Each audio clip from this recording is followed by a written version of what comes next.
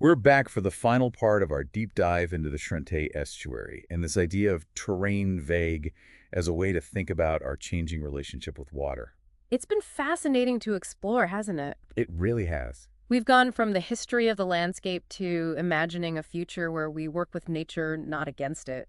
And for you listening, what's stood out so far? What's making you rethink your own connection to water? You know, one thing that's really striking about the Charente Estuary is that it's not some pristine wilderness. This is a landscape that's been shaped by human hands for centuries. Yeah. And now climate change is forcing us to rethink how we interact with this place. Right. It's like we can't just keep doing what we've always done. We have to find new ways to live with water, especially as sea levels rise and storms become more frequent. And that's where the concept of the landscape laboratory becomes so important. Yeah. It's not just about designing a space that can withstand flooding. Right. It's about creating a place where we can experiment, learn, and adapt. Okay. It's about shifting our mindset from one of control to one of collaboration.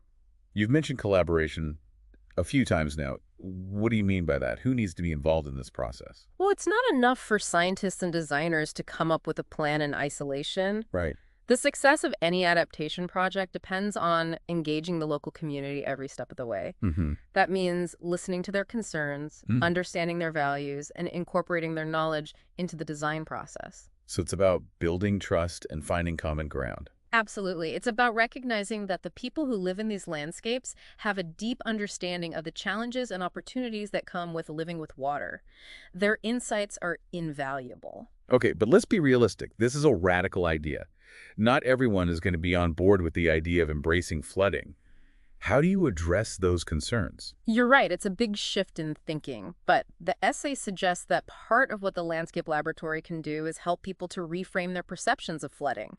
Instead of seeing it as solely destructive, we can start to see the potential for renewal and ecological richness that floods can bring. So it's about highlighting the positive aspects of flooding rather than just focusing on the negative. Exactly. And that's where the design of the laboratory can play a key role. Yeah. Those elevated walkways we talked about earlier, Yeah. they're not just flood defenses, they're also opportunities for people to safely experience flooding firsthand.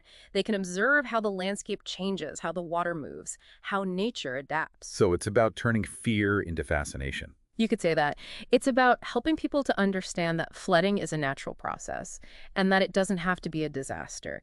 It can also be a source of beauty, of wonder, and of renewal. That's a beautiful thought.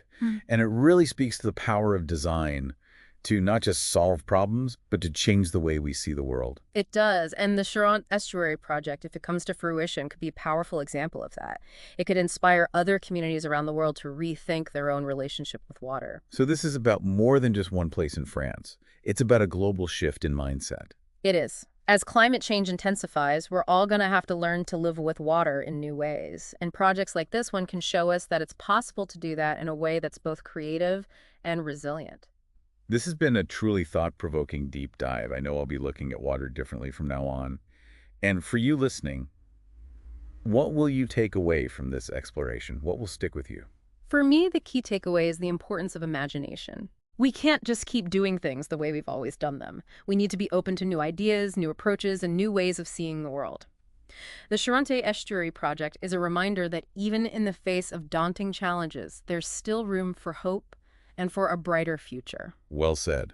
We hope this deep dive has given you some new perspectives on water, on climate change, and on the power of design to shape our world. Thanks for joining us, and keep exploring.